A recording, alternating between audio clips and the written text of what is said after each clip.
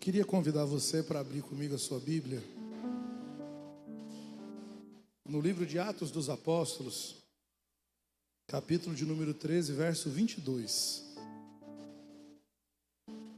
Depois eu vou pedir para você ficar com a sua Bíblia aberta ou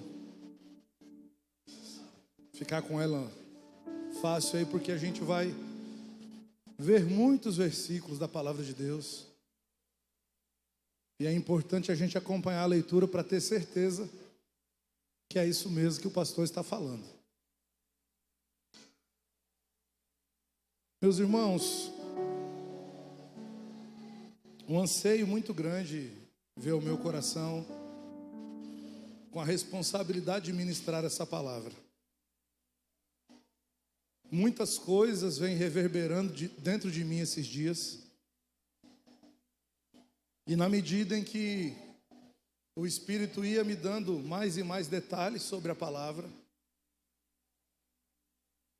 eu ia me angustiando um pouco diante da responsabilidade de transmitir isso para os irmãos com clareza.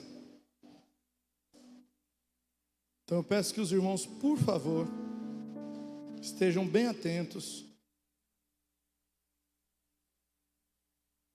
para que a gente consiga trazer para fora aquilo que o Senhor já colocou dentro do meu coração. Eu queria que você pregasse comigo, que a sua fome arrancasse para fora de mim a palavra que já me rasgou todinho por dentro.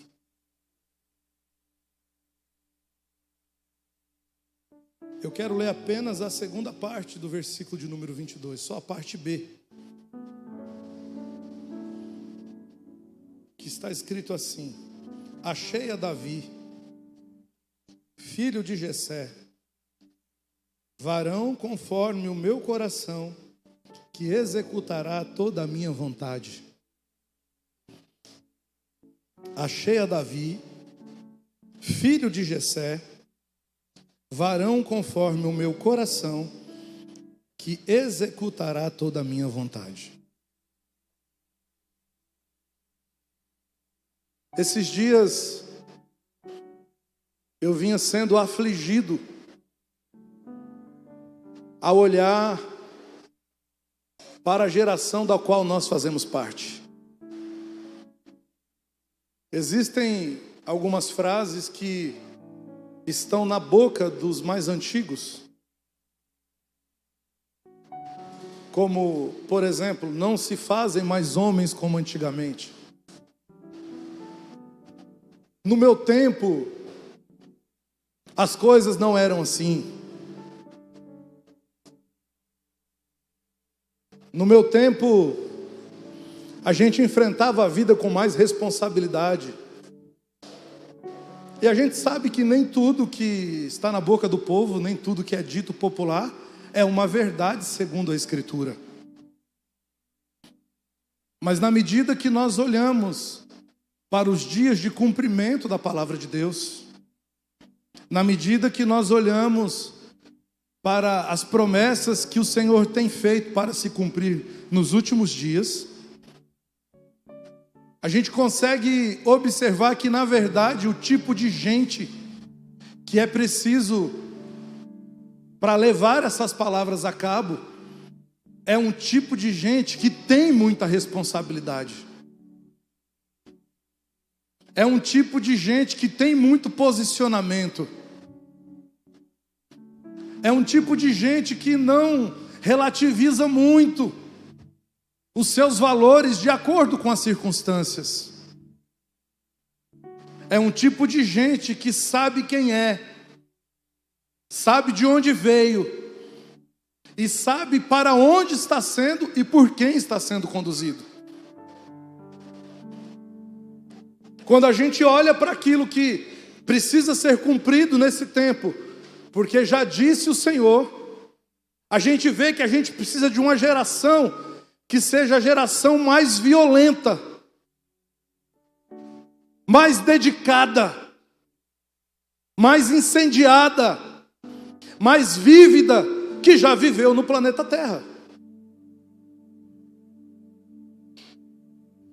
Então eu comecei a me lembrar do rei Davi. E ao me lembrar do rei Davi, eu perguntei ao Senhor: Senhor, aonde nós encontraremos nesses dias homens com a coragem que tinha Davi? Coragem essa comprovada pela tua palavra, porque ele enfrentou Golias, alguém que era muito mais forte que ele. Aonde nós encontraremos nesse tempo homens de honra como Davi, que mesmo já sendo ungido rei sobre Israel, ao ter a oportunidade de dar cabo da vida do rei Saul, disse: longe de mim tocar no ungido do Senhor. Aonde nós encontraremos homens leais, como Davi foi leal a Jonathan, e mesmo depois da sua morte, se lembrando da promessa que fizera, manda trazer seu filho Mefibosete, para que agora coma todos os dias pão à sua mesa. Aonde nós encontraremos homens quebrantados, que mesmo não sendo perfeitos, ao estar diante do profeta Natã e ser confrontado pelo seu pecado, cai com o rosto em terra, rasga as suas vestes e rompe num pranto de arrependimento. Aonde nós encontraremos homens generosos e dispostos a pagar as contas. Como Davi, que ao ter oferecido uma oferta de Araúna para sacrificar ao Senhor, ele diz: longe de mim de oferecer ao Senhor algo que não tenha me custado nada. Onde encontraremos, Senhor? Ou melhor dizendo, como nos tornaremos esses homens? Como nos tornaremos essas mulheres? Porque em Cristo já aprendemos que não há homem nem mulher que encontram ou que se colocam num posicionamento diante de você, a ponto de apontar essas virtudes para o mundo. E essas virtudes reconhecidas hoje na vida de Davi são na verdade um apontamento para o Messias, a quem ele está prefigurando. Jesus veio depois da raiz de Davi. Jesus, filho de Davi, muitas vezes assim ele foi chamado. Então são características próprias do Cristo que nós temos aprendido, que sendo Deus, não teve por usurpação ser igual a Deus, mas se humilhou a si mesmo, obedecendo até a morte. Como podemos nos tornar esse tipo de gente, irmãos? E nos nossos relacionamentos, nos meus conflitos interiores, essas coisas começaram a pulsar dentro de mim. E lendo o primeiro livro de Samuel, no capítulo 17, eu pude observar algumas coisas da trajetória de Davi, que se não explicam tudo, podem trazer luz à nossa maneira de viver e à nossa maneira de compreender as coisas. E é exatamente sobre esses detalhes que eu enxerguei que eu gostaria de conversar com você hoje. Eu não sei exatamente, irmãos, a quem eu estou me dirigindo, porque em alguns momentos eu estarei falando com os homens que são essa pessoa e são resultados de um processo que fizeram com eles. Outra hora eu estarei falando com pais e com mães que são as pessoas que estão fazendo isso com seus filhos e colocando os seus filhos no lugar de fragilidade, aonde amanhã eles serão vítimas das mesmas angústias e das mesmas inseguranças que tocam os nossos corações no dia de hoje. Vamos ler a partir do versículo de número 14. Você pode ler comigo, por favor? 1 Samuel, capítulo 17, a partir do versículo 14. Eu vou fazer assim, irmãos, eu não vou ler todo o texto, mas você fica com a sua Bíblia aberta. Você também já conhece bem essa história, Eu vou lendo alguns versículos de maneira alternada, e aí você vai acompanhando com seu olhar na sua Bíblia e vai entendendo o contexto daquilo que nós estamos falando. Versículo de número 14 diz assim: Davi era filho daquele efrateu de Belém. Perdão, vou começar do 12, tá, irmãos? Davi era filho daquele efrateu de Belém de Judá, cujo nome era Jessé, que tinha 8 filhos nos dias de Saul. Era já velho e adiantado em anos entre os homens. Apresentaram-se os 3 filhos mais velhos de Jessé a Saul e o seguiram à guerra. Chamava-se Eliabe, o primogênito, o segundo Abinadab e o terceiro Samar. Davi era o mais moço e só os 3 maiores seguiram com Saul para a guerra.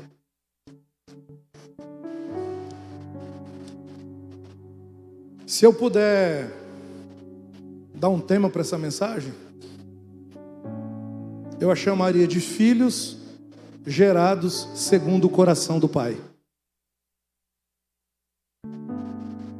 Nós já entendemos que a narrativa fala sobre a vida de Davi, um homem que era o mais novo de 8 irmãos. E que o tempo em que nós estamos falando era um tempo de guerra. Davi e seus 7 irmãos eram filhos de um homem efrateu de Belém de Judá chamado Jessé.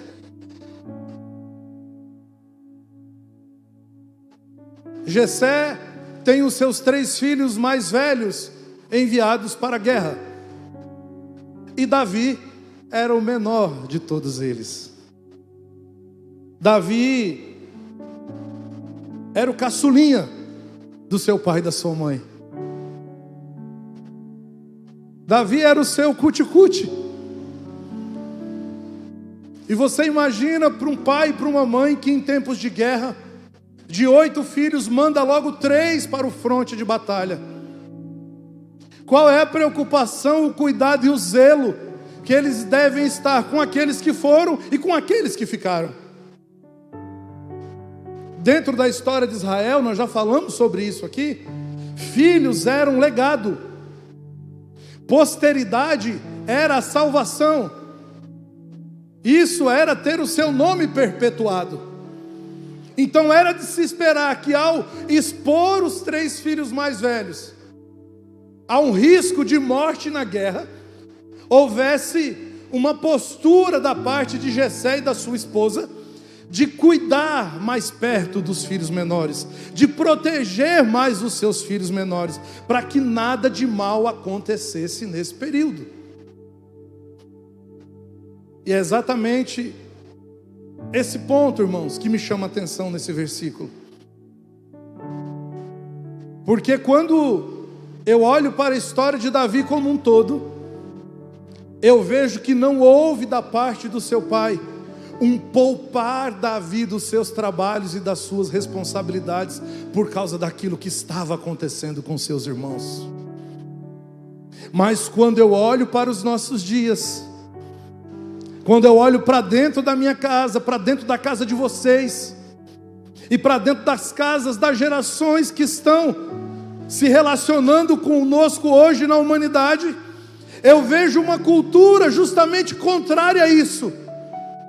Eu vejo pais e mães que super protegem os filhos, que querem poupar os filhos dos afazeres, principalmente aqueles que são os menorzinhos. É meu bebezinho, é o bebezinho do papai, é o bebezinho da mamãe. Eu sei que esse sentimento é um sentimento verdadeiro, é um desejo de proteção para que nada de mal aconteça. Só que ao fazer isso, na maioria das vezes nós estamos esquecidos que os nossos filhos não estão isolados conosco naquele relacionamento aonde eu poderei super protegê-lo para o resto da minha vida.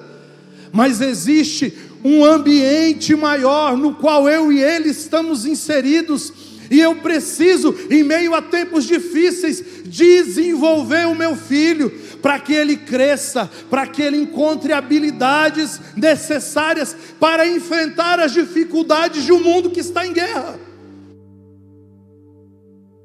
O pensamento de Jessé, me parece, por aquilo que ele vem fazendo, e nós vamos olhar já já, é que ele, olha assim, eu preciso já começar a treinar o menor desde já, porque os tempos são de guerras, eu não sei quanto tempo essa guerra vai durar, e eu preciso produzir dentro da minha casa homens guerreiros, soldados à altura do exército do Deus Altíssimo, para enfrentar todas as dificuldades que vierem sobre o povo de Deus. Eu preciso exigir um pouco mais do meu filho agora, porque é tempo de guerra, ele não pode viver de qualquer jeito, ele precisa redobrar a atenção, precisa esticar Davi ao máximo do seu potencial. Detalhe, sobre a vida de Davi, já havia uma palavra e um derramamento de uma unção, para que ele governasse a Israel, e o seu pai sabia exatamente sobre a palavra que estava sobre ele, sobre aquilo que havia acontecido. O profeta Samuel já havia ido à casa de Jessé. Tudo que dizia respeito ao apontamento ou ao direcionamento de Deus sobre a vida de Davi já havia sido dito, já estava às claras para toda a família. Então era necessário que houvesse uma postura, uma adequação.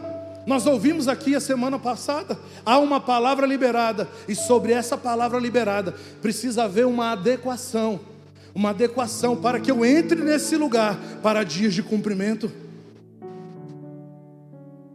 Jessé, de posse daquela palavra, falou: eu vou engrossar o couro desse menino. Aí a gente pode ir lá no versículo 17. Vamos olhar, irmãos, o versículo 17. Disse Jessé a Davi, seu filho: leva, peço-te para os teus irmãos, um efa deste trigo tostado, e estes 10 pães, e corre a levá-los ao acampamento a teus irmãos. Porém estes 10 queijos, leva o comandante de 1000, e visitarás teus irmãos, a ver se vão bem, e trará uma prova de como passam. No meio da confusão,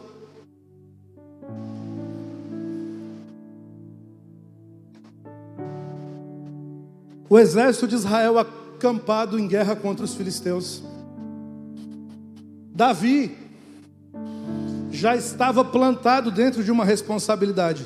Vocês se lembram? Quando Samuel manda chamar o menor, o que ele está fazendo? Apacentando as ovelhas de seu pai. Dizem os historiadores que quando ele vai ao acampamento e se encontra com Golias, ele tinha no máximo 15 anos de idade. Então com 15, ele já era alguém experimentado em cuidar das ovelhas do seu pai. E como se não bastasse essa responsabilidade de cuidar das ovelhas do seu pai, o seu pai o chama e diz: meu filho, eu quero que você vá ao fronte de guerra. Eu quero que você leve suprimento para os seus irmãos. Eu estou depositando alguns valores sobre você, Davi. Então não leva só para os seus irmãos, leva também para os comandantes.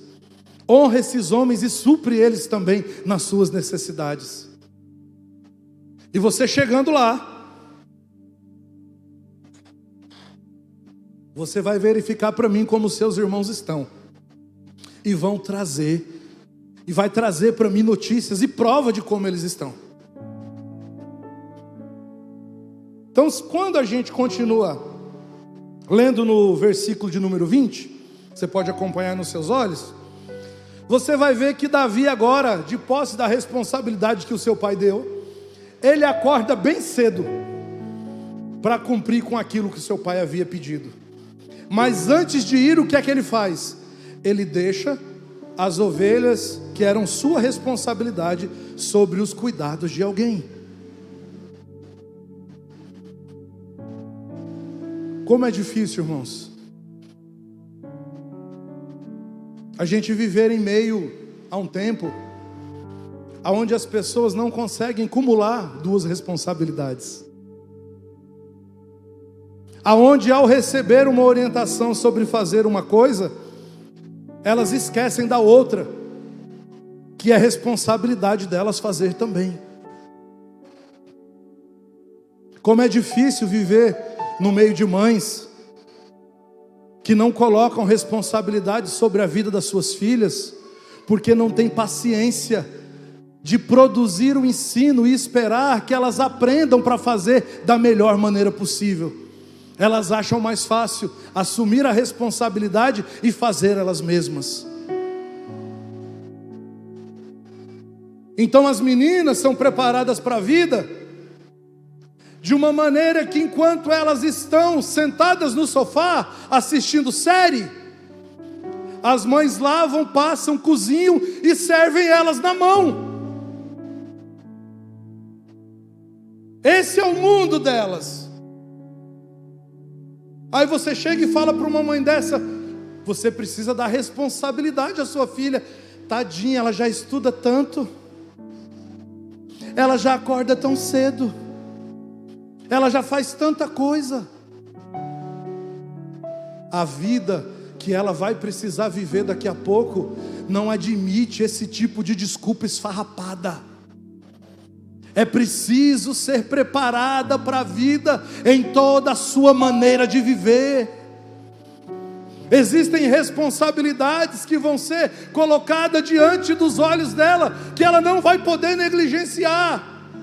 Ela não vai poder abandonar uma coisa para fazer a outra, mas ela vai ter que administrar tudo aquilo, e ela depende do seu ensino dentro de casa agora, para receber toda essa informação, para aprender como é que faz essas coisas. Quantas vezes nós já ouvimos aqui duas meninas sentadas e a mãe de pé cozinhando e passando e lavando. Se alguém precisa ficar sentada, é a mãe que já aprendeu e já sabe como é que é. As meninas precisam estar de pé para desenvolver a responsabilidade da vida que elas irão assumir daqui uns dias. E quando a gente olha para os homens, que tipo de homens nós somos? Não vou nem falar de homens que nós estamos formando. Homens fracos que somos. Homens que param diante de qualquer adversidade. Homens que, ao serem chateados por uma circunstância A ou B, às vezes dentro do relacionamento, às vezes no trabalho, às vezes numa oportunidade de estudo, a primeira chateação diz: eu vou abandonar tudo, eu não nasci para isso. Quem essas pessoas pensam que são para falar desse jeito comigo? É porque a gente não foi forjado na escola da responsabilidade. A gente não foi colocado no lugar de compreensão de que coisas maiores viriam para frente, e nós deveríamos estar prontos para viver isso, porque a vida da igreja não seria fácil. Seria uma vida de opressão, seria uma vida de perseguição, seria uma vida de renúncia todos os dias. Mas a gente tem dificuldade de renunciar o eu, o que é meu, porque eu sou poupado nos meus trabalhos. As frustrações não vêm sobre mim. Não fala assim com esse menino. Não está vendo que esse menino bonitinho, maravilhosinho, não pode ouvir ninguém falar alto com ele? Tem que falar baixo. Ouviu, filhinho? É assim, não pode. Aí vai para a vida, leva um grito no meio da rua, se apavora, senta no chão, enfia a cabeça no meio das pernas e começa a chorar. Eu não estou dizendo, irmãos, que a gente precisa ficar gritando uns com os outros o tempo todo, não é isso. Mas é preciso haver um preparo emocional para aquilo que nós enfrentaremos. E as frustrações, os primeiros confrontos e os mais decisivos precisam acontecer dentro das nossas casas. Porque no meio dessas tarefas, nós não sabemos quais são os gigantes que vão se levantar diante dos nossos filhos. Jessé estava enviando Davi só para levar pão para os seus filhos. Jessé estava enviando Davi só para saber como os seus filhos estavam. Ele não sabia o que estava acontecendo no fronte de batalha, mas ao chegar naquele lugar, havia um gigante que saía pela manhã e pela tarde e afrontava o nome do Deus dos exércitos, afrontava o Deus Altíssimo.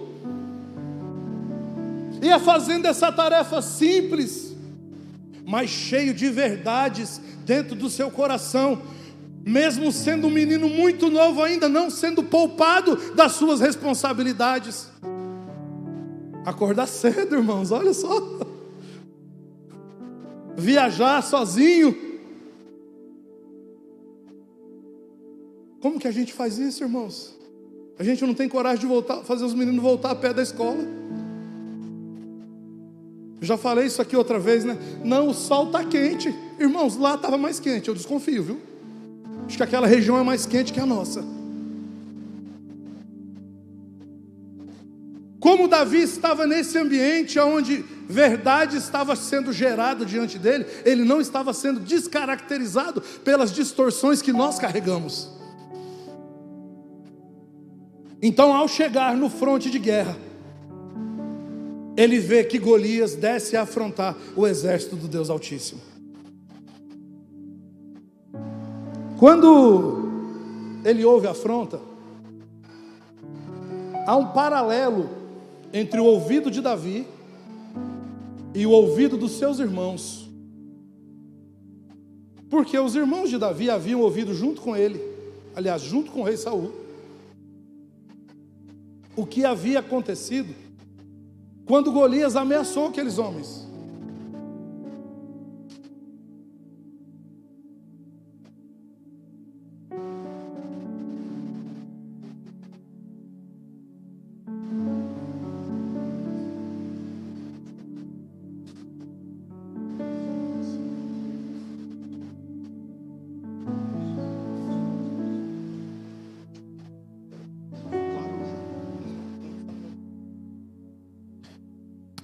Irmãos, eu queria fazer um adendo a isso que o pastor está nos instruindo aqui. E eu queria que você recebesse isso em amor e que você prestasse bastante atenção, que a gente precisa ressignificar o que nós estamos chamando de educação como pais.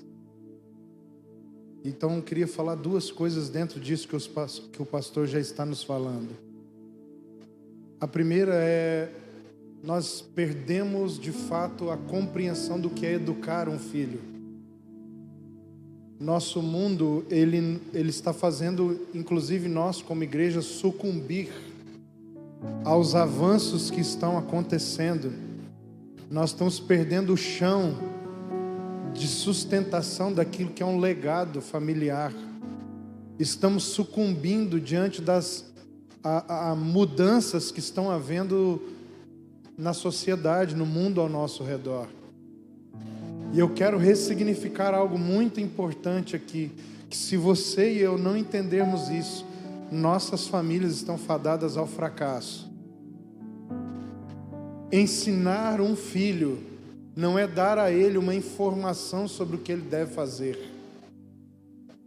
Nunca houve acesso à informação em toda a história humana como existe hoje nos nossos dias. Os nossos filhos não precisam de informação sobre como fazer algo. Eles precisam aprender conosco a ir lá e fazer o que precisa ser feito e ponto final, porque isso informação nenhuma é capaz de ensinar um filho. O seu filho, a sua filha, mamãe, não precisa saber como é que faz arroz. Ela tem que se tornar uma mulher que faz o arroz todos os dias, porque é isso que será preciso. É diferente saber os processos, a receita, de ir lá e assumir a responsabilidade, que custa uma parte da sua rotina, da sua vida, e que se não tiver quem faça, não haverá quem possa suprir a sua casa, o seu trabalho, os seus filhos lá no futuro. Está cheio de filhos aqui, de pais, que estão se dando por satisfeito, porque transmitiram algum tipo de informação aos seus filhos. Mas sabe qual é a maior dificuldade que existem hoje? Por aí, nas casas, não são pessoas que têm dificuldade em saber o que precisa ser feito. São pessoas que vão lá e fazem o que tem que ser feito. E a nossa responsabilidade, Ada, não é dar aos nossos filhos informação sobre como fazer, mas é levá-los à disciplina de fazer o que tem que ser feito. Ah, mas eu já ensinei a minha filha a lavar roupa. Ela é uma lavadora de roupa? Você precisa tornar ela uma lavadeira. Porque saber lavar não significa que depois, lá na frente, ela vai fazer aquilo que tem que ser feito.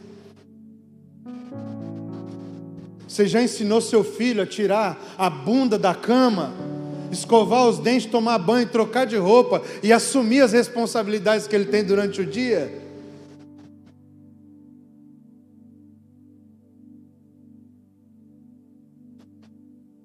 Estou pegando pesado aqui?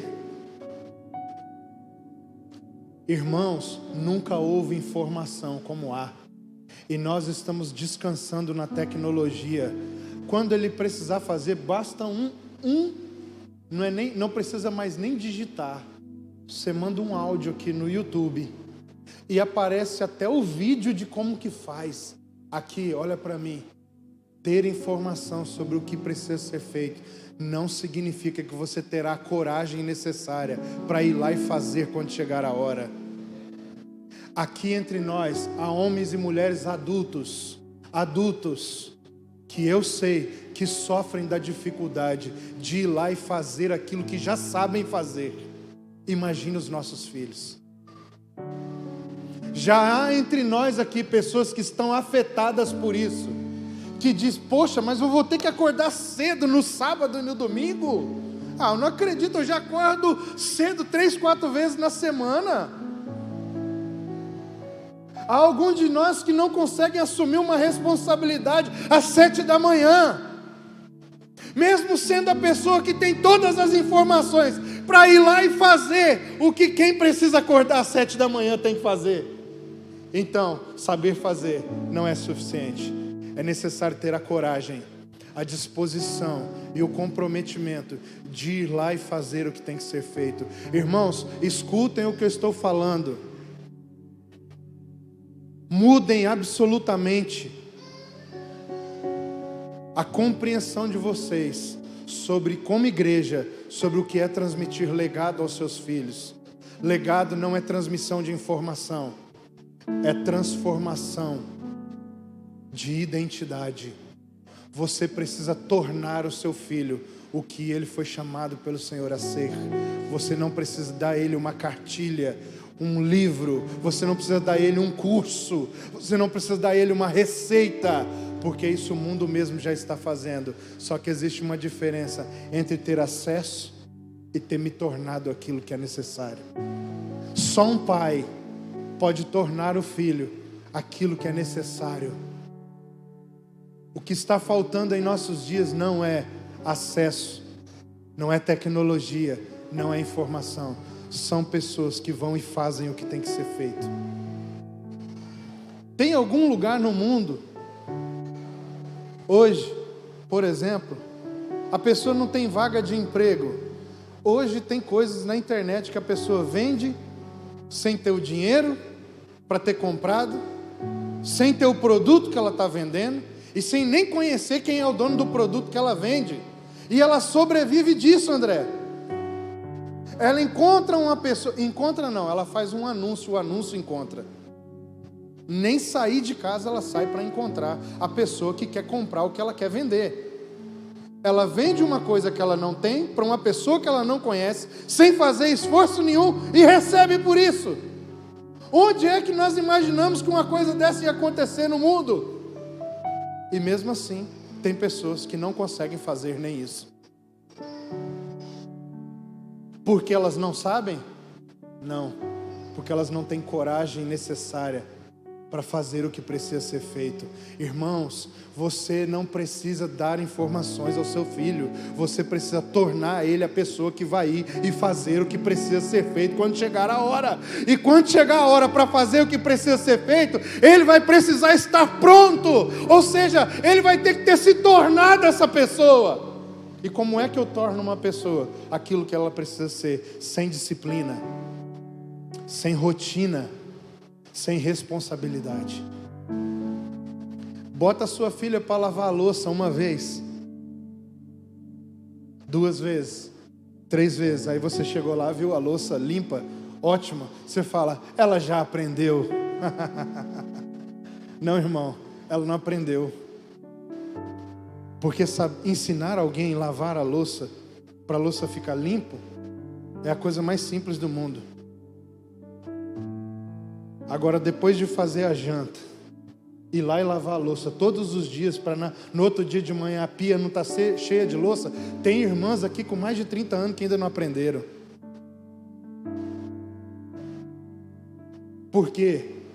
Porque os nossos pais nos transmitiram informações, mas não nos tornaram essa pessoa de caráter transformado, de uma vida posicionada, que vai lá e faz o que tem que ser feito, ainda que seja ruim, ainda que seja chato, ainda que seja difícil. Por quê? Porque nós perdemos o senso de que o propósito é coletivo. E muitas vezes eu assumo responsabilidades com coisas que não trazem alegria nenhuma para mim, mas que alguém vai ter que fazer para que o todo alcance o propósito. Nós perdemos essa responsabilidade. Os irmãos estão me entendendo aqui, irmãos? A segunda coisa, nós precisamos produzir nos nossos filhos garra, determinação, coragem, ousadia. Com todo respeito, irmãos, você que me ouve pela internet também, a nossa geração vai formar um monte de adultos que são os bundões, os covardes. Qual de nós aqui enviaria seu filho para uma guerra, levando marmitex? Se você não consegue deixar seu filho jogar bola na esquina de casa, ir para a escola de bicicleta,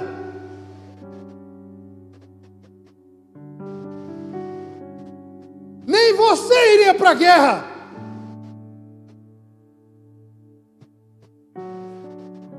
Uma geração frouxa, homens e mulheres que não suportam nenhum tipo de pressão. E aqui eu não estou falando de temperamento, eu estou falando de fraqueza emocional. Nós estamos produzindo, como igreja, irmãos, um tipo de gente que é mais frágil do que as que já estão lá fora. O mundo, as doenças do mundo, mas em estatísticas, em avanço das estatísticas, são as doenças psicossomáticas. Agora, na igreja não deveria ser assim, porque nós somos forjados pelo fogo, é pela disciplina, porque o Pai corrige a quem ama, Ele diz, disciplina a quem ama. Não há como ser um homem ou uma mulher de Deus sem uma vida de oração. Não é sem um tempinho de oração, cara. É sem uma vida, é rotina, é todos os dias. Não há como ser um homem de Deus sem conhecimento da palavra. Uma geração fraca que uma semana come a Bíblia e na outra semana come qualquer porcaria que colocar na nossa frente.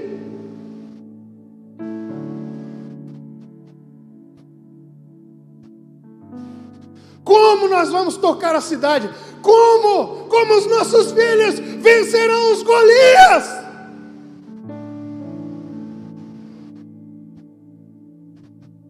Se nem queijo nós temos coragem de enviá-los para carregar.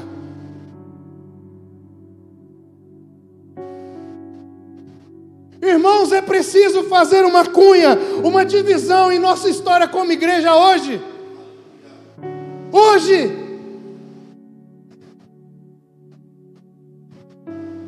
Davi era subjugado dentro da sua casa, discriminado, mas isso fez dele um homem forte.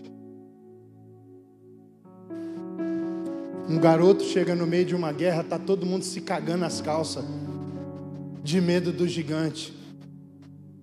Um garoto possuído por ousadia, e olha que o pai dele nem sabia das peripécias que ele fazia quando ele estava, típico de um garoto, irmão. Se eu contar minha história para vocês, vocês não vão acreditar as coisas que eu já fiz. Claro que sempre por influência de alguém.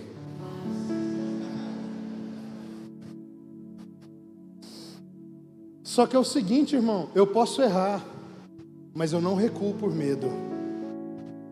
Eu não ando para trás por medo. Eu não ando para trás por medo. Eu só ando para trás se for por obediência. Por medo de nada.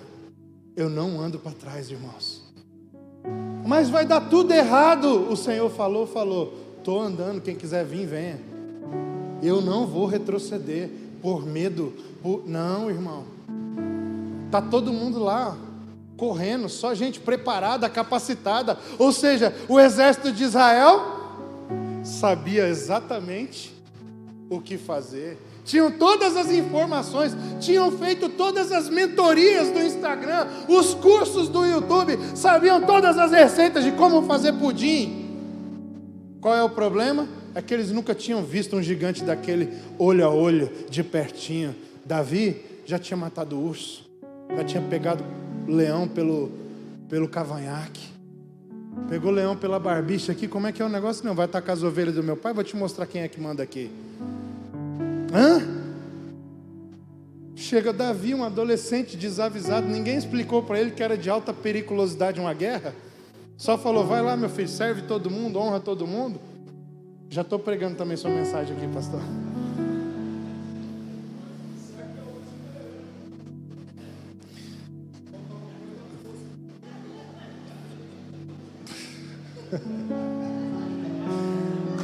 Oh meu Deus. Oh meu Deus.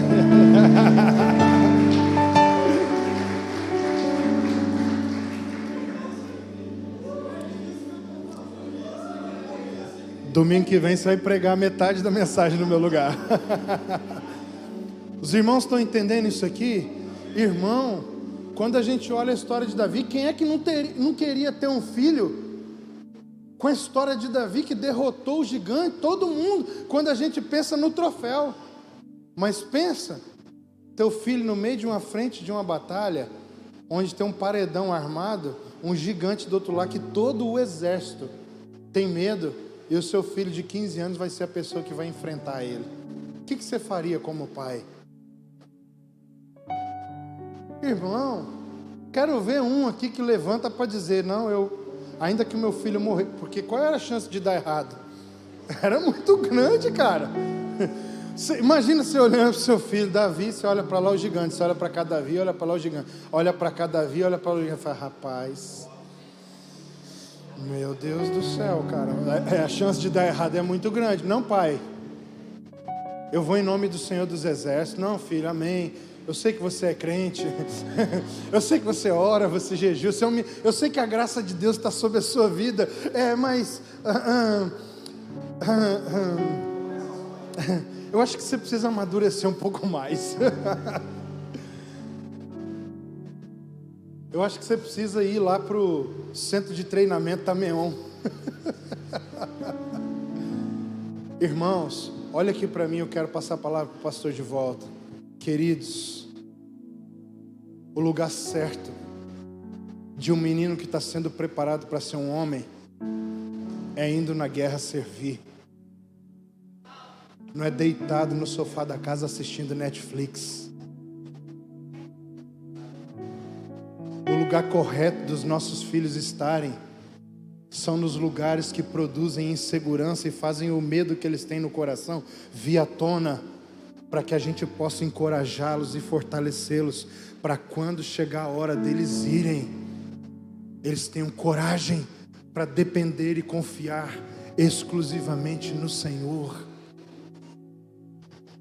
Irmãos, Ada, nós somos os mais hipócritas que existem se nós não alterarmos a forma de educar os nossos filhos.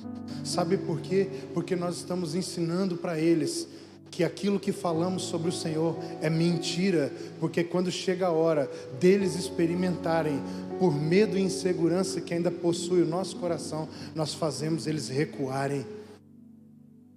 Nós falamos que cremos no Senhor, que é o Senhor quem nos guarda, mas na hora disso ser sobre a vida deles e eles experimentarem isso, nós queremos protegê-los por conta própria. Nós não permitimos que eles vençam os leões, os ursos da vida. E por isso, quando chega uma hora de enfrentar uma batalha, a gente espera que algum pastor entre na frente. A gente espera que algum presbítero assuma a responsabilidade. Mas se a gente vê o nosso filho levantando, indo na direção do microfone, começa a tremer as pernas, irmão. O que meu filho vai fazer lá? Meu Deus do céu, é agora que vai dar tudo errado. Agora já era. Agora ele vai falar algum pecado que a gente cometeu aqui em casa. Todo mundo vai ficar sabendo. Irmãos, nós precisamos mudar drasticamente. Daniel, um adolescente. Os discípulos, adolescentes. O que João fazia? Consertava as redes do pai dele. Cara, que responsabilidade. Imagina o pai de João em alto mar. Vou lançar a rede. Ué, minha rede está furada. Mas isso era responsabilidade de João. Você imagina isso? Não imagina. Você não imagina, sabe por quê? Porque se você imaginasse, você não imaginaria que ele foi chamado por Jesus para carregar sobre os ombros aquilo que ele carregou. Ele podia ser incapaz, despreparado, mas uma coisa eu te garanto, irmão, certamente Jesus viu naquele menino, não a capacidade das informações, mas a disposição da disciplina de fazer o que é necessário ser feito. O Senhor não está procurando em nós nesse tempo, e os próximos dias serão muito piores sobre isso, pessoas que têm as informações. Mas o Senhor está olhando quem é que vai estar disposto a fazer todos os dias o que precisa ser feito. Eu concluo dizendo o seguinte, pastor Isaías, se prepara para pregar. Sabe por que eu estou aqui hoje? Porque muitas vezes eu fui a terceira, quarta, quinta opção. Nem sempre eu fui a primeira. Às vezes eu estava no banco de reserva da várzea, pastor Josa. Só que quem era o primeiro afrouxou. Quem era o segundo olhou para um lado, olhou para o outro e falou: cara, é pesado isso aí. A maioria deles mais velhos, mais maduros, mais capazes, cheio inclusive de experiência para fazer aquilo que precisava ser feito, mas faltava comprometimento. O Senhor olhou para mim, eu estava lá, ó. Mas tem 4 na sua frente, tem problema não, Senhor. Vou ficar aqui esperando. Vai que precisa de alguém para carregar pelo menos o piano. Opa, agora tem 3. Pode ir para casa descansar. eu vou ficar por aqui. Vai que sobra alguma rebarbinha para mim da unção que vai cair aqui nesse ambiente. Não, mas agora só sobrou o serviço, Rafa. Só sobrou o serviço de ir varrer lá o ambiente. Ó, tô junto, tô dentro. Ah, mas agora vai ter que ir numa linha lá, é perigoso, pode ser que corte a roupa, você perca a sua calça da Elos. Como é que é o nome das calças que estão usando agora? Essa que é skinny?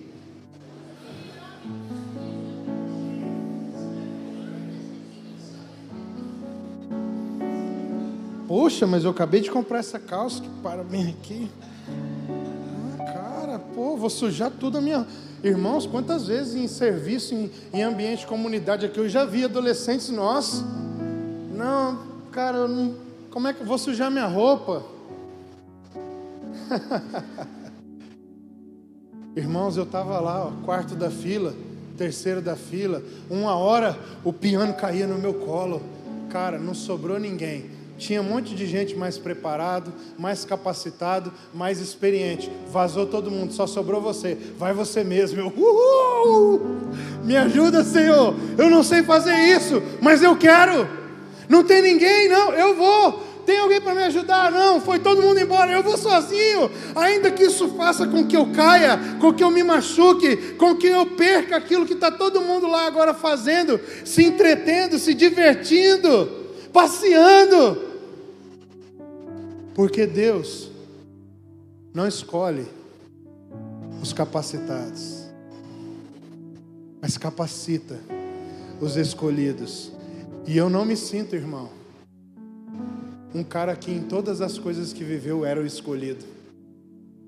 Em algumas delas eu sinto que eu era reserva, mas o escolhido, ó, abriu. O Senhor precisou usar alguém assim meio de improviso. Estava eu lá. Estou aqui, Senhor, não sei orar pelos enfermos não, mas não fiz o curso com o Zé Carlos não, mas o Espírito aí, coloca a mão nele, ore agora. Amém, irmãos? Eu não estava lá sendo treinado para ir para a guerra, mas quem estava treinado estava lá olhando o gigante e falando, é o que, rapaz? Como é que eu vou entrar nesse gigante? Davi, que não tinha preparo nenhum, foi levar queijo, marmitex, entregador de marmita. Mas o Senhor não escolhe os capacitados, Ele capacita os escolhidos. Agora, não há nenhum escolhido que tenha sido, irmão, indisciplinado, descomprometido com aquilo que Deus estava chamando ele a fazer. Eu queria que você juntasse essas duas coisas e ressignificasse imediatamente o que você está fazendo com a sua família, o que você está sendo e o que você está transferindo com quem está com você nessa jornada. Amém? Pastor, desculpa. Aleluia. Isso é bom demais, não, irmãos? Fala a verdade. Graças a Deus ele adiantou bastante a mensagem. Irmãos, quando Davi chega no fronte de guerra e ele ouve as afrontas que Golias estava proferindo, tem um paradoxo entre o ouvido de Davi e o ouvido de Saul e os demais membros do exército. No verso 11, diz que quando Golias faz o desafio e eles escutam, o que eles fazem? Eles, tremem. Quando Davi diz, como é que é? Quem é esse incircunciso filisteu para falar assim contra o exército do Deus Altíssimo? Você sabe qual que era a diferença entre eles? É que o rei e os seus soldados estava cada um preocupado em preservar a sua própria vida. O problema deles era morrer diante do gigante. Eles não estavam nem lembrando, pelo menos eu olhando para o texto não consigo ver isso. A preocupação deles apenas não era com o fato de se eles perdessem a batalha ali, o duelo, Israel se tornar escravo. Eles estavam preocupados era com preservar a sua própria vida. Quando Davi olha aquilo ali, ele falou: como é que é? Quem você pensa que é? Para afrontar o exército do Deus Altíssimo. Aqueles homens que estavam com Saul, eles estavam alimentados deles mesmos e daquilo, quem sabe, que os seus pais tinham dado para eles, mas tinham dado a partir deles mesmos, seus pais. Mas Davi carregava algo que vinha do coração do Senhor. Ele não sucumbiria diante da afronta. Ele não olhou para a sua condição. Ele disse: não está certo. O exército do Deus Altíssimo não pode ser afrontado. Consciência de coletivo, irmãos. Não pode a minha nação passar por isso. Não tem a ver com a preservação da minha vida. E o engraçado é que tinha uma recompensa muito legal para quem vencesse Golias. Vai casar com a filha do rei, vai ter muitos tesouros, muitas terras, e a família do seu pai nunca mais vai pagar impostos. Essa era a proposta perfeita para qualquer jovem do exército de Israel. Mas todo mundo, passinho para trás. É exatamente esse tipo de gente que eu e você estamos criando. Para não dizer que é exatamente esse tipo de gente que eu e você somos. Gente que quando bate na porta a oportunidade de casar com a filha do rei e constituir família, de se definir profissionalmente e enfrentar a vida, treme de medo e dá um passinho para trás. Davi falou: eu já estou inconformado com a afronta. E imagina, com todas essas recompensas, estou definindo a minha vida agora. Eu fui preparado pelo meu pai para isso. Lá na minha casa, já disse aqui o AP, eu matava urso e matava leão, rei. Não se preocupa, eu tenho experiência, eu enfrento esse negócio, vai dar certo, eu tenho coragem. O que eu, você e os nossos filhos fazem? No máximo, o seu copo de Nescau. No máximo. E não lava depois ainda. E quando você é repreendido porque está fazendo isso com o seu filho, você se ofende. Sabe por quê? Porque você se sente repreendido, porque você é mais mimado do que ele. Você também é um banana. Você também é uma patricinha, uma almofadinha, cheio de feminismo dentro de você. Quer que a sua filha seja uma princesinha, porque você queria ser e foi frustrada. Que tipo de gente nós somos? E que tipo de gente nós estamos tornando os nossos filhos? Em gente que se indigna diante das afrontas com o nome de Deus? Ou gente que preserva a sua própria vida? Não gostei, não achei legal, não me senti bem, estou deixando, vou embora, assim eu não quero, assim eu não aceito, assim eu não consigo. Balela! O que está faltando em mim e em você é a ação do Espírito possuindo as nossas vidas de indignação para enfrentar o que vier pela frente. É um trabalho, eu enfrento. Eu não sei, mas eu aprendo. Eu trabalho 60 dias, eu pego a prática, eu me desenvolvo. É um relacionamento, eu encaro, eu vou. Eu entendo que Deus está nesse negócio, é de Deus. Eu vou constituir família, eu vou honrar minha esposa.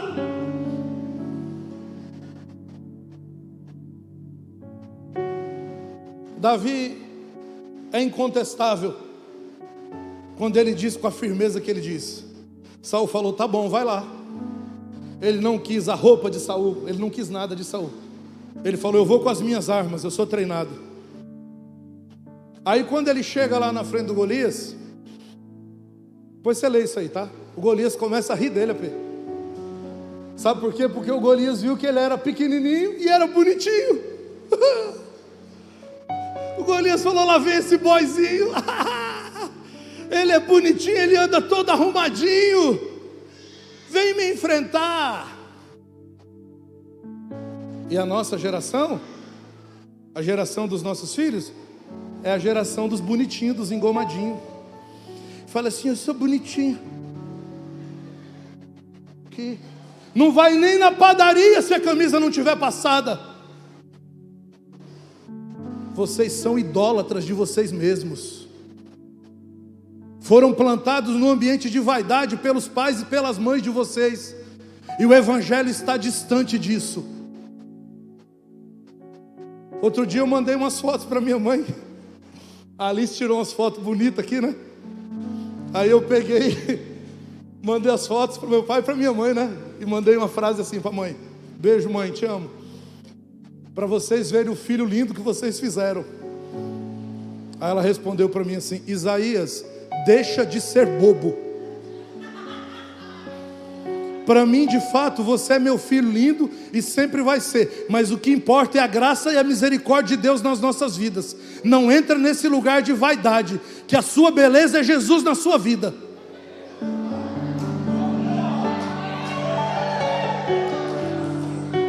E você, é da turma da dona Anunciada? Ou você: não tá boa essa roupa não, filhinho. O que vão pensar da mamãe? Troca, bota essa daqui. Você está introduzindo seu filho ainda mais em vaidade? Ou está mostrando para ele que a aparência exterior não tem nada a ver com o que está acontecendo? Porque Golias viu que Davi era bonitinho e se arrepiou, falou: é agora. Sabe o que Davi disse para Golias? Falou assim: meu amigo, você não está entendendo nada. Quem é que está falando alguma coisa sobre mim aqui? Ninguém está falando nada sobre mim não. Eu venho a você em nome do Senhor dos Exércitos. Não importa quem eu sou, como eu me visto, como eu estou trajado, o tamanho que eu tenho, se eu sou bonito, eu sou feio. O que vai te derrotar hoje, o que vai entregar sua carne para as aves do céu hoje, é porque eu venho em nome do Senhor dos Exércitos. E nós, e os nossos filhos vão em nome de quem? Da marca? Da estampa? De quem? No nome de quem que a gente está indo, irmãos? No nome de quem que a gente está enviando aqueles que vieram da gente?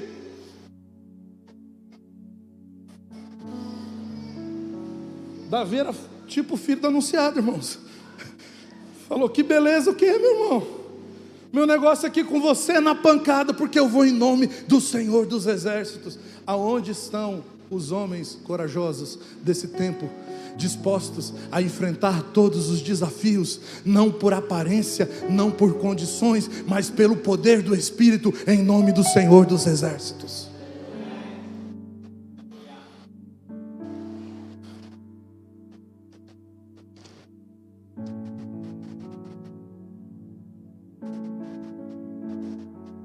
Eu quero já partir para o encerramento. É justamente esse aspecto de tirar o eu de cena e entender que o que eu faço no coletivo, porque eu vivo em nome do Senhor dos Exércitos, que precisa possuir a nossa vida.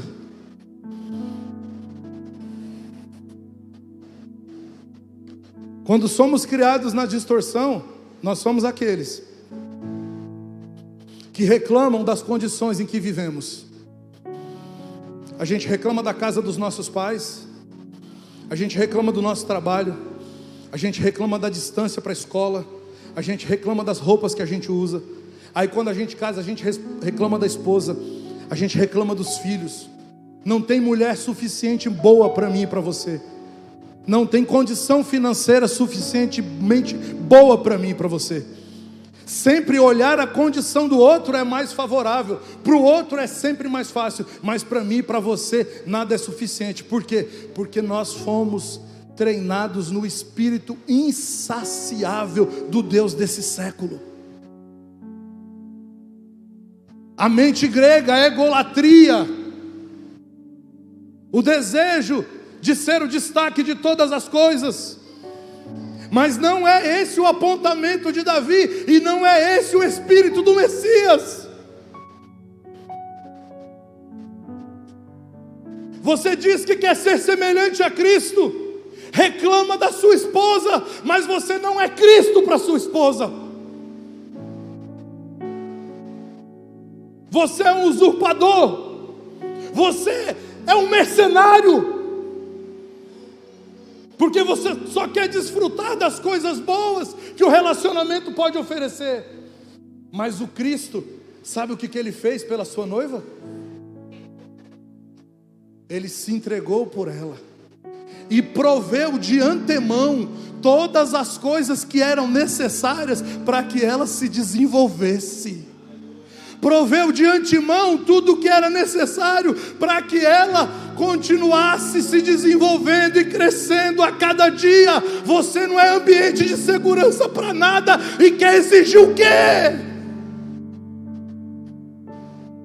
Há homens aqui hoje, e eu me incluo entre esses, que precisam se arrepender e pedir perdão para suas esposas, porque não são Cristo, não deram a vida e não estão se tornando o seu lar o ambiente necessário para que a esposa possa se desenvolver em segurança. Ao contrário, você está acumulando sobre ela as feridas que ela trouxe da sua casa paterna. Era para você remir, mas você está oprimindo quem você remiu.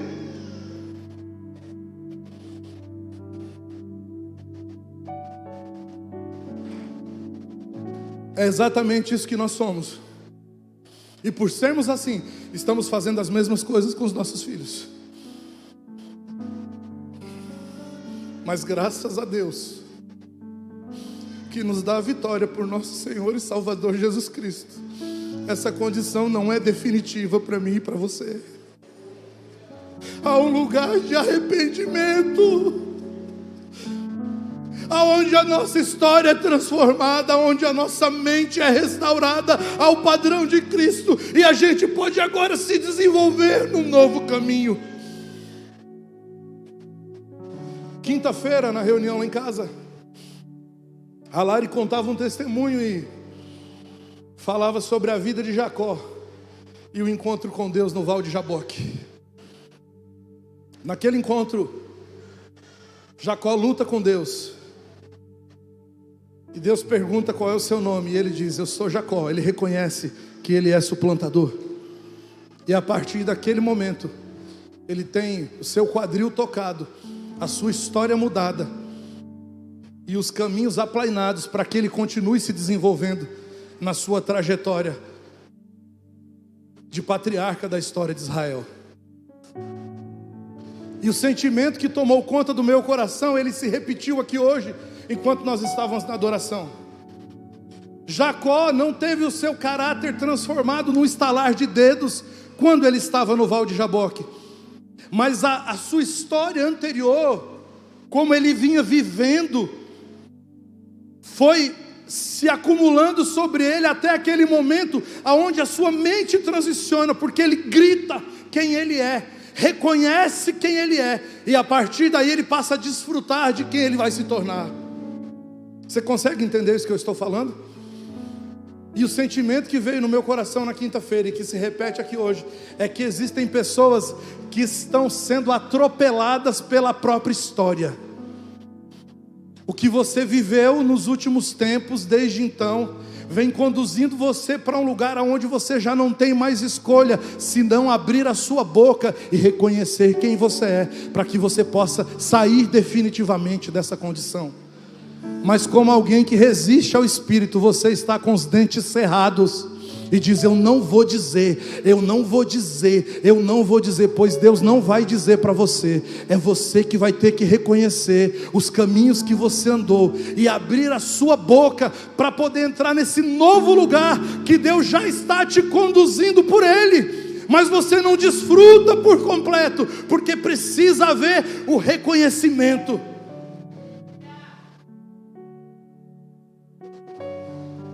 E nós fomos hoje duramente confrontados aqui, para sair desse lugar e entrar num lugar de quebrantamento e arrependimento definitivo para essa nova etapa.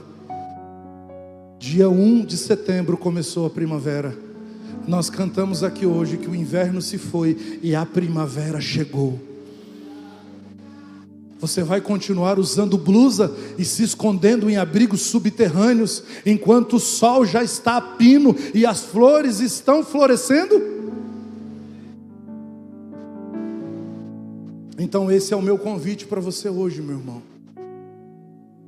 Alguns, como eu disse, terão que pedir perdão às suas esposas e mudar o seu jeito de tratá-la. Vão ter que pedir perdão aos seus filhos e dizer: meu filho, perdão por ter cuidado de você mais do que eu devia e negligenciado o seu desenvolvimento. Outros vão ter que pedir ajuda e dizer: olha, eu estou preso nesse lugar e eu não consigo sair dele. Eu preciso de um irmão que me arranque desse lugar de uma vez por todas. Eu não sei o que vai acontecer com cada um, mas eu sei que nós estamos sendo provocados hoje. O apóstolo disse aqui que essa palavra deve ser, nesse dia, um divisor de águas na história da nossa comunidade Tameon, irmãos. Então eu queria, mais uma vez, chamar você que sabe que essa palavra é para você hoje, que você se reconhece nisso, para sair do seu lugar e ocupar essa postura definitiva de abrir a sua boca e dizer para o Senhor que você não quer viver mais assim, nem como refém das distorções, nem como aquele que continua produzindo distorções nos filhos nesses dias.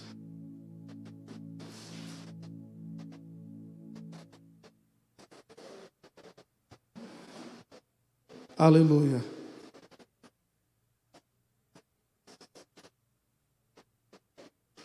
Aleluia.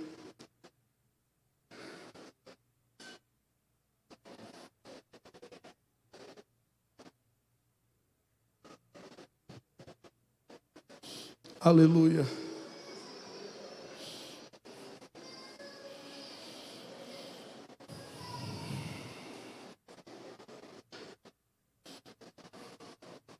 Aleluia.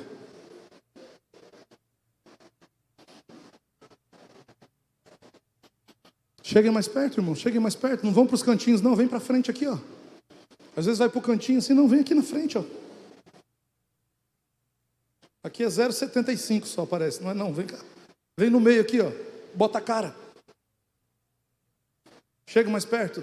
Tem lugar ainda. Vem. Aleluia. Tem mais alguém? Ainda dá tempo.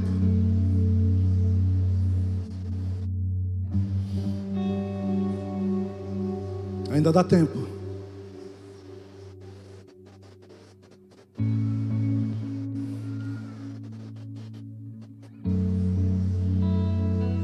Perdão para quem já veio, mas eu preciso insistir um pouco mais.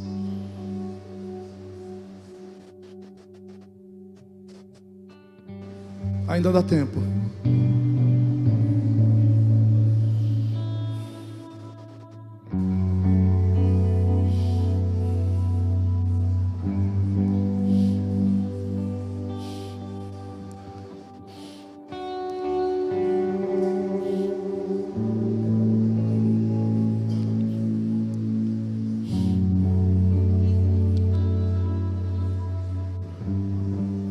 Pai, nós nos arrependemos hoje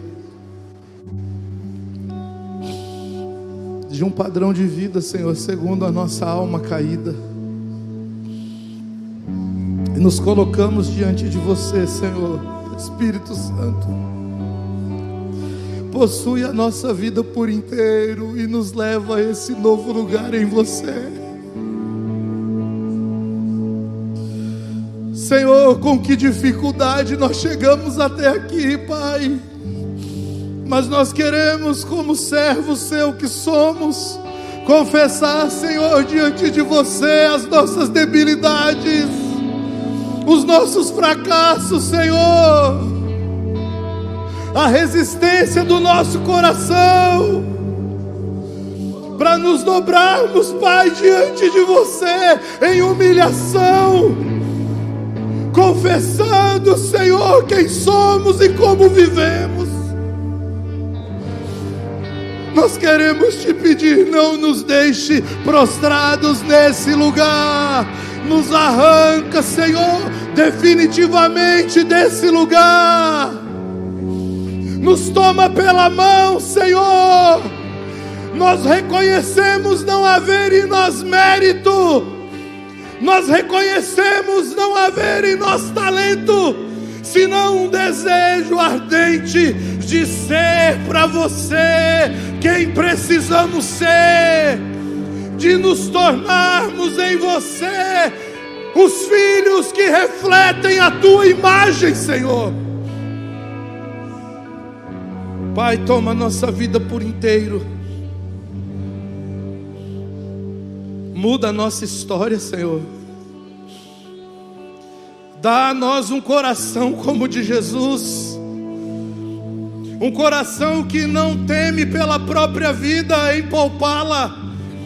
Um coração que não venera a si mesmo. Um coração que não é egocêntrico, mas tem prazer em se doar pelo outro, a se entregar pelo outro, a sair na frente e servir, e se entregar ao serviço, despojado de toda a embalagem, de todo aspecto exterior, Senhor, mas desejosos de viver em você tudo aquilo que ha sido prometido na sua palavra, Senhor. Queremos estar adequados a você e aquilo que você está fazendo. Nos arranca de práticas pecaminosas que nos levam para longe de você. Nós nos arrependemos, Senhor. Nós nos arrependemos, Pai. Nós confessamos diante de você quem somos e queremos viver essa nova estação sob o sol da justiça, sob a luz que põe fim às trevas,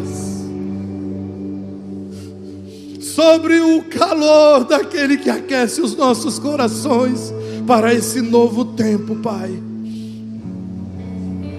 Estende as tuas mãos sobre o teu povo hoje. Rasga, Senhor, o céu sobre esse lugar nessa noite, dividindo a nossa vida em dois tempos distintos. Não queremos permanecer sem a sua direção, sem o teu controle pleno sobre as nossas vidas, sem os teus valores sendo vividos intensamente todos os dias, Pai. Cuida do nosso coração, Senhor. Nós te pedimos, em nome de Jesus. Aleluia, amém.